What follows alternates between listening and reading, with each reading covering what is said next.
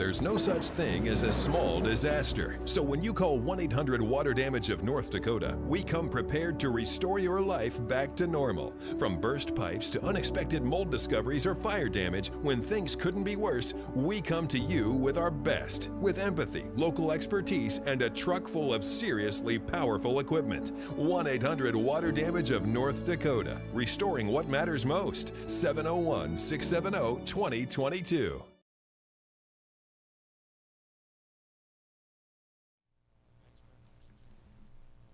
Hi again, Meteorologist Lisa Green here, and welcome to this Valley News Now weather update brought to you by 1-800-WATER-DAMAGE of North Dakota. I'm here to talk about what's to come this week. We're going to get into details on the next clipper that could really hamper your morning commute on Tuesday morning. We're talking about wind and snow, and some of that wind may affect us tonight. So we're going to get into details on that. But I also wanted to give you a quick update in case you missed it. We've got an updated total of tornadoes for the 2025 season. It was an active season. Maybe you've blocked it out, but if you do remember it, very active. You know, we had some really tough days that we dealt with in 2025 when it comes to severe weather. And what better day to talk about it than a day like today when there's no threat for severe storms, and just kind of recap a couple of the updates that have come in. So let's get right to it. If you remember, we set a new state record for number of tornadoes within a year in North Dakota, and those numbers have gone up. So let's take a look at that. So we are now up to 82 tornadoes. The previous count was at 80, so 2 more have been added on to the total. And it wouldn't matter anyway because we already blew out the previous record of 61. So we beat it by more than 20 tornadoes.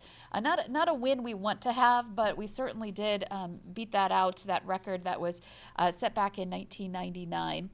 And on June 20th, right now as it stands, we had 24 tornadoes that occurred in a calendar day. And again, this is just on the North Dakota side. I've yet to get the numbers for the Minnesota side. But at 24 tornadoes, that ties the record for number of tornadoes in a calendar day. And it ties with June 11th, 1976. So that was the day we had the most tornadoes.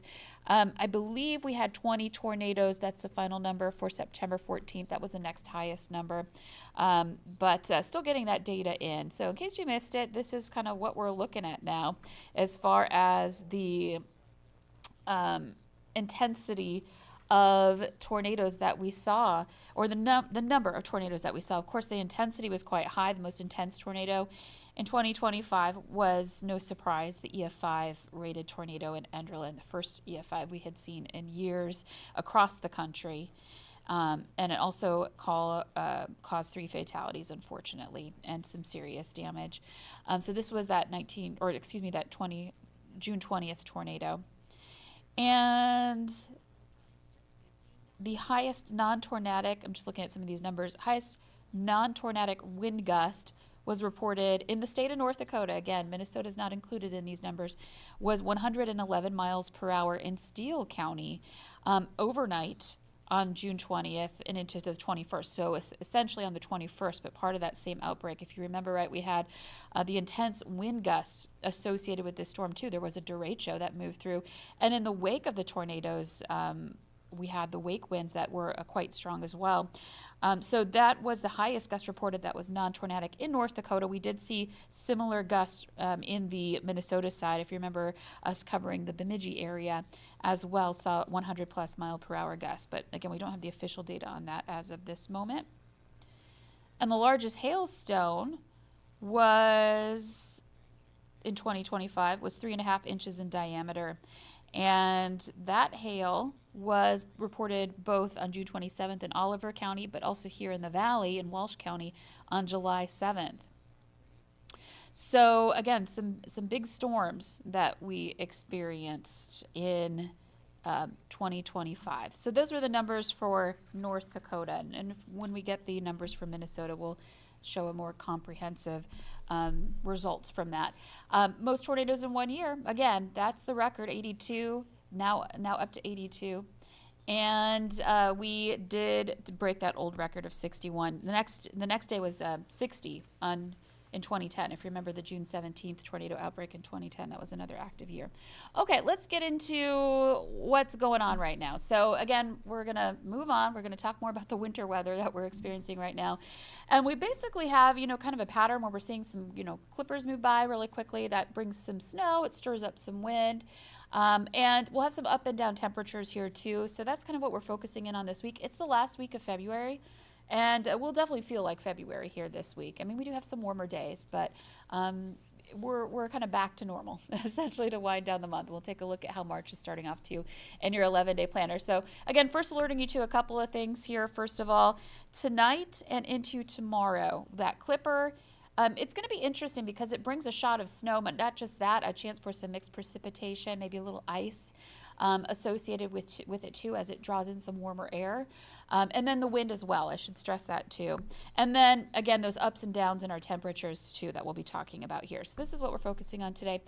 Here's a look outside right now. This is the live view down at the Dakota Magic Casino in that North Dakota, South Dakota border area, not too far from Hankinson. And you can see that we've got blue skies first off. So there are areas where we're enjoying some sunshine. And then there are places that aren't. There are places that are seeing more cloud cover as well. And so, kind of a varying situation depending on where you are. And then the other thing to point out is if you were watching the Valley Today this morning, we showed this view a couple of times and there wasn't much movement to our flags. They started to kind of gently move.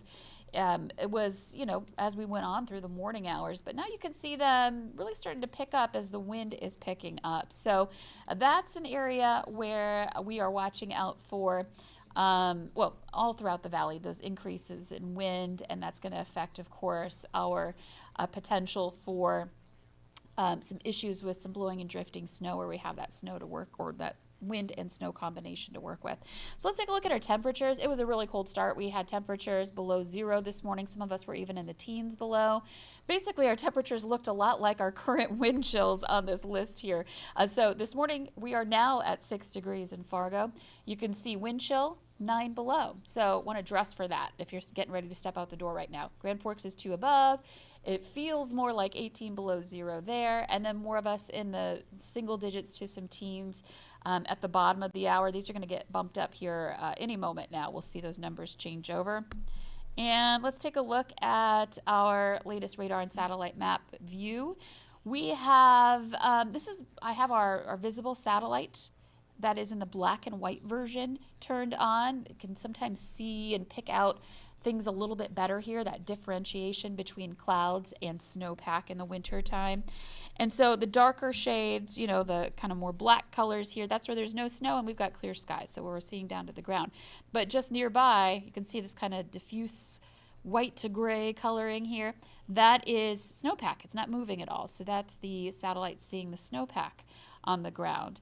And then you see movement of some of these gray or white areas. Those are the clouds. So those are more likely in the north and over into Lakes Country right now. We are starting to get some clearing here in southeastern North Dakota as we speak. And then you can see up to the north there are some snow showers up along the international border. So I can't rule that out. Flakes and more clouds for you throughout a good portion of the day. The farther north you are and the farther east you are, the farther southwest you are, the more likely you are to have some nice sunshine for a good portion of the day. Okay, so that's here. I do want to zip over to the East Coast because you've probably been hearing all about it. The big storm, the nor'easter, affecting the East Coast right now. Satellite data struggling a little bit catching up, but this is the visible satellite view there, and you can actually make out that swirl in the low that's spinning off the coast, and then it's driving in that snow into Boston. Basically New England all the way down through New York, New Jersey as well. And it doesn't mean that there's not snow, a little farther out underneath some of these clouds. It's just the radar cannot detect that far out. Radar is land-based, the radar at least that we use. So again, they are getting hammered by snow, by wind there, and they've had a pretty active winter on the East Coast themselves. So they're still under blizzard warnings basically from parts of the Delmarva Peninsula, that's Delaware, that's part of, Maryland, and then Virginia, that's where that Delmarva comes from. That's that combo of the states. And then up through New York, we've got blizzard warnings continuing into Connecticut, back up again through Boston, and all the way up to down East Maine. So again, it's a big event for them there, but it could have some ripple effects for us. You may have some flight connections to the East Coast. I imagine your flights may be impacted if that's the case here today. But even it can create ripple effects as far as, slowing down air travel in general, planes getting stuck in spots they're not supposed to be, that kind of thing.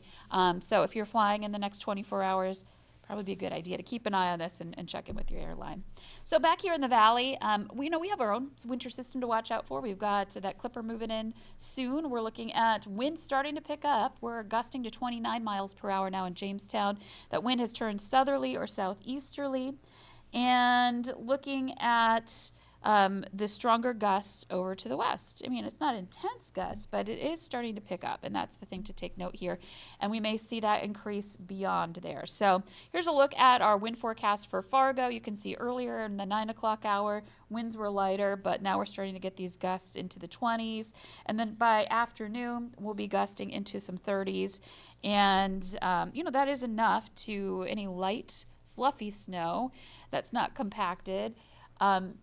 It can blow around a little bit. So we may have some drifting again this afternoon and for the evening drive here coming into tonight. That's just for the first part of the evening. I'll take a more comprehensive view of our wind here in just a moment. But let's talk about the system, the temperatures involved, and we'll talk about wind too here, but we'll get into more details on the wind in just a little bit. So again, this is noon where I'm starting things off. You can see just kind of lining up perfectly with what we're seeing on the satellite map. Some clearing in southeastern North Dakota, more clouds to the north and east. Temperatures on that rise, and so is the wind. So that wind coming in out of the south, that's that warmer air rushing into the clipper, which is still to our northwest. And as that rushes in, it's warming us up. It's sending those temperatures up this afternoon into some teens above. And we'll just stay there, essentially. That warm air keeps us from dropping even when the sun sets tonight. And in fact, overnight, we'll likely see our temperatures climb. So let's move ahead into the evening. This is 6 p.m. Again, could be seeing with our winds where they are at in that 30-plus range. Could see some light blowing and drifting, making for, additional slick spots on the roads, maybe some reduced visibility in open country later tonight. But no, the snow hasn't quite started yet. One of our models does bring it in sooner, does bring some snow down into the region a little bit earlier before the main event. So it's something to keep in mind there. This one keeps it north, keeps it more along the Canadian border. But once we get into overnight and into tomorrow morning, you could see the change that happens. We start to see that low dropping south and east, and it brings the moisture with it. So this is 3 a.m. And you can see at that point, we're pretty warm. We've got teens and 20s. And here is the snow shield. We're likely seeing snow along Highway 2 and points north. And then there is that possibility. See the pink here and even some green on the map. Pink means freezing drizzle or a mix, more likely freezing rain, and then plain old rain in green over toward the Harvey area. This is something to watch for, the potential for a light coating of ice too.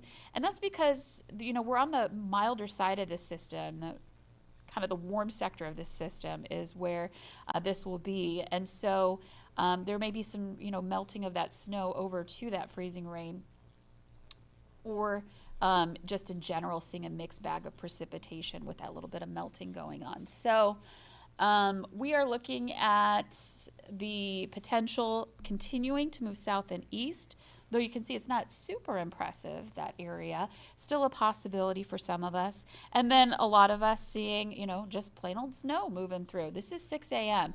So the timing really couldn't be worse on this one if this is how it pans out, because it will have impacts on the morning commute.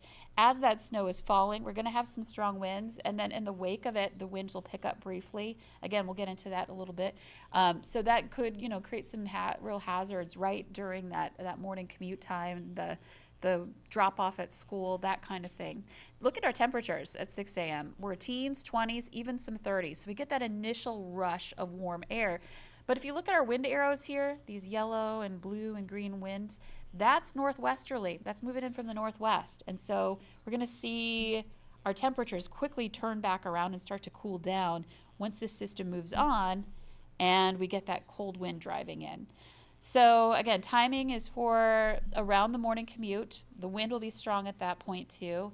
And so we could have some issues with that morning wait at the bus stop, the drive into work, just getting outdoors in general. And you can see our temperatures by noon are already in that downward trend. We're into the teens and 20s, and then eventually by 8 o'clock, still going down into some single digits at that point. So our warmest temperatures of the day tomorrow will likely come in the morning hours. So ice potential kind of right in that same area I was showing you, that possibility on the warm edge of that snow. That's where we could see a little bit of freezing rain. You know, it melts aloft, and then as it gets closer to the ground, it falls back into that freezing layer, and that's that freezing rain potential.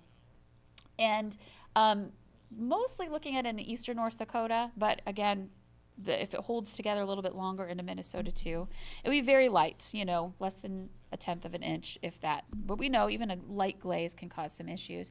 As far as snowfall potential is concerned, you can see this is not a huge snowmaker, but it is enough to create some issues for anybody who's out in it as it's happening. You can see that we've got a lot of places, I would say especially along Highway 2 and points north, we have the best bet for seeing, you know, that top end, that higher end of 3+ inches of snow. South of there, it's going to be lighter. You know, if the track is just right, we might see that 1 to 3 range more down into the Highway 10 corridor, down toward Detroit Lakes. And then there's a sharp cutoff somewhere, you know, in Fargo is going to be right on it. So in Fargo, it could be a situation where we're looking at nothing at all, or the possibility for a little bit of freezing drizzle initially, and that's it. Or we get freezing drizzle and snow on top of it, or that changeover happens a little bit sooner. But again, it could be a mix of anything, but all of it very light. And still, you know, if we get a little ice or even just an inch of snow, that can be impactful for out driving. And then Grand Forks, maybe 1 inch to 2 inches there. And then a little bit higher amounts are more likely in northern Minnesota. So that's the snow, you know, the temperature and phase of the precip we're going to be seeing. Let's talk about wind now. This is our wind gust planner. So the numbers on the map here now are your winds. This is not temperature, and this is in miles per hour. So this morning it was pretty quiet. So let's move on into the noon hour. You see our winds starting to pick up out of the south. Moving on into this evening, again, this is, you know, before the snow moves in, but you can see we've got winds in that 30+ range for some areas. That could lead to some light drifting snow. And then moving on into this evening, again, gusts 30+ for a lot of spots. It's not really until tonight and overnight that we see that chance for some snow. And so that's when I'm watching for that combo of some strong winds and the snowfall. And one thing to point out here is you can see we get this kind of, it's not light wind, but it's not as intense briefly as the front moves through. But then once we see that wind shift, then those strong winds moving in behind the low could initially for an hour or two be pretty strong. And you can see that difference here. And again, I want to stress this is a model simulation. It may not pan out exactly like this, but and exactly at this time, but it should kind of give you an example of how it could be going from, you know, okay, nuisance kind of wind to wind that suddenly picks up and creates whiteout conditions if we have any snow coming down or snow on the ground that's easily lofted as that wind picks up. And unfortunately, this is right in the time we're starting to head out the door. So this is 6 a.m. You see that 42-mile-per-hour gust there in Valley City. Into 8 a.m., a couple of hours later, we may, you know, we've got a couple more 40s on the map. Grand Forks, Lisbon. May not be exactly these locations, but again, looking at gusts that briefly get a little bit stronger here in top 40 miles per hour, right as we're, you know, getting into that morning drop off at school and the morning commute. So this is, you know, tomorrow morning I want to check in and make sure that you are up to date on what's going on and you know the latest on the wind and what we've got coming our way. If the wind hasn't picked up yet, when it might. We'll be talking about all of that coming up on the Valley Today tomorrow morning and tracking it for you and with you as we go through time. But you can see this is noon. We've got some temperatures or wind speeds, excuse me, gusts at that point into the 30s still. And then it does stay brisk into Tuesday evening. The overall trend will be for this to start coming down as we make our way into overnight. And then by Wednesday morning, that the gusts will still have a breeze, but the gusts will come down. So that kind of, hopefully that helps to explain what we've got coming our way for the forecast for tomorrow, overnight tonight and tomorrow. A brief period of the possibility for some impactful weather. And that period falls right in the time when a lot of us are heading to school and to work. So, the timing may shift a little bit. The impacts may not be as intense, but right now it looks like, it might be kind of tough out on the roads initially. So we'll be keeping an eye on that for you. You'll get more updates throughout the day today from, of course, our day side and afternoon team. They'll be right here keeping you up to date on Valley News Live. And you can always, of course, check our website and check our VNL weather app for the latest on this next clipper. So yeah, not a major knockdown, drag out storm, but just enough to cause some problems at just the wrong time tomorrow morning. So here's a look at the 3-day planner behind me here. So today, again, we've got these arrows here to kind of just, help to describe what we're showing. We're going to get to about 16 this afternoon. That's typically when we see our warmest temperature of the day is in the late afternoon, but we'll likely see that number either hold steady or continue to go up. So it's going to rise through midnight. And then by the time we get into Tuesday morning, we're at 28 degrees. So our warmest temperature over the next 24 hours will probably be early tomorrow morning. And then you see that, when we'd see our high for the day is actually going to happen in the morning. That's why I have 28 written there as well. Same number. That's our high for the day. And then it goes down through the course of the day. That's why we have that down arrow. And again, some snow showers in the morning and maybe a little bit of a mix. It's going to be windy. So even if you're not getting a lot of snow, if you have, already have, a coating of fresh snow out in the fields, that's going to get, picked up and blown around, especially out in open country. And then temperatures drop from there. So Wednesday morning is going to be a lot chillier than tomorrow morning, and we'll see a high of about 15 degrees on Wednesday. Let's take a look at the rest of the week. This is the last week of February, and we've got a little warm up coming our way. Thursday, Friday, getting into some milder temperatures. We're talking some not just 30s, but above freezing temperatures possible for the valley during this time. And that'll be more likely both days, really. Maybe even see 40 in a couple of spots. But both days looking at getting above freezing and, seeing a little more sunshine coming up for Thursday and Friday as well. It will get breezy. And then this weekend, we do take a step back in our temperatures. We'll likely be in some teens to about 20 degrees.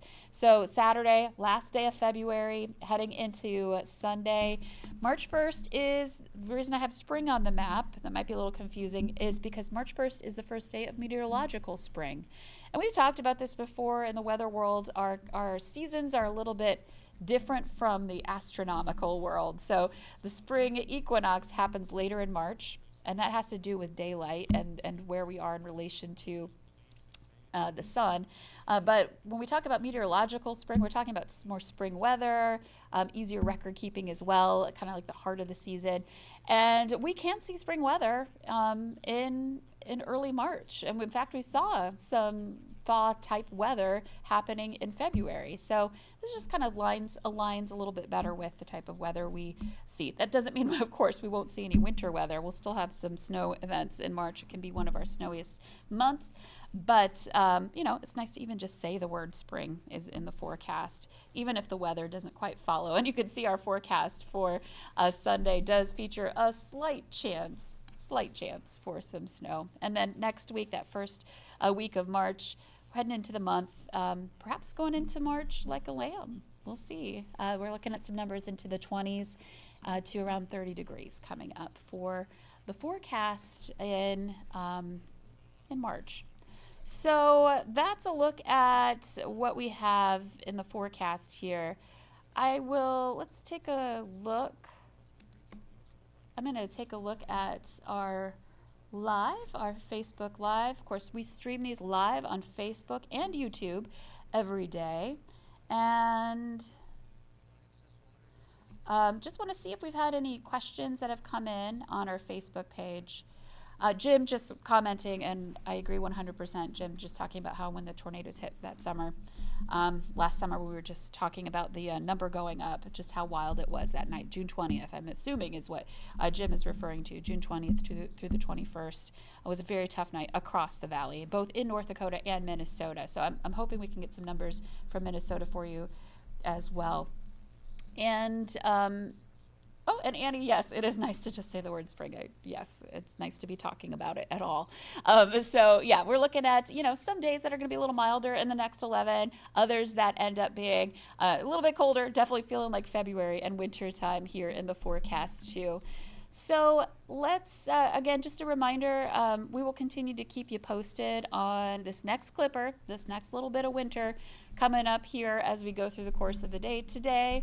And overnight tonight, we'll be tracking it. And tomorrow morning, I'll be on the valley today as it's moving through, keeping you up to date on, who's being impacted.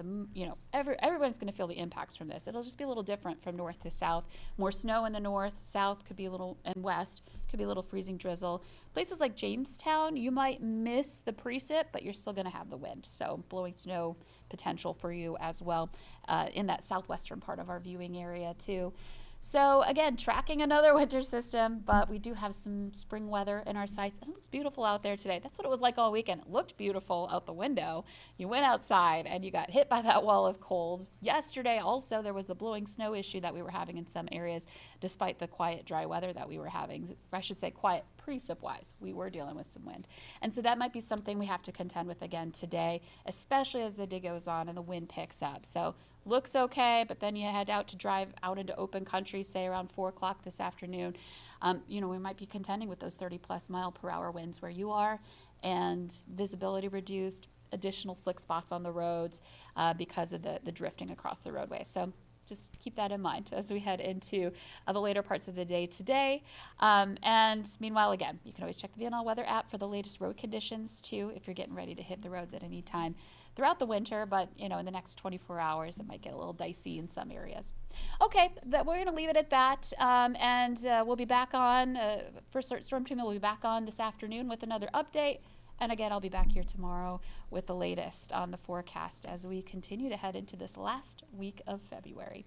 This has been your weather update brought to you by 1-800-WATER Damage of North Dakota. I hope you have a great day and you stay warm and safe if you're out in the roads today. There's no such thing as a small disaster. So when you call 1-800-WATER Damage of North Dakota, we come prepared to restore your life back to normal. From burst pipes to unexpected mold discoveries or fire damage, when things couldn't be worse, we come to you with our best. With empathy, local expertise, and a truck full of seriously powerful equipment. 1-800-WATER Damage of North Dakota. Restoring what matters most. 701-670-2022.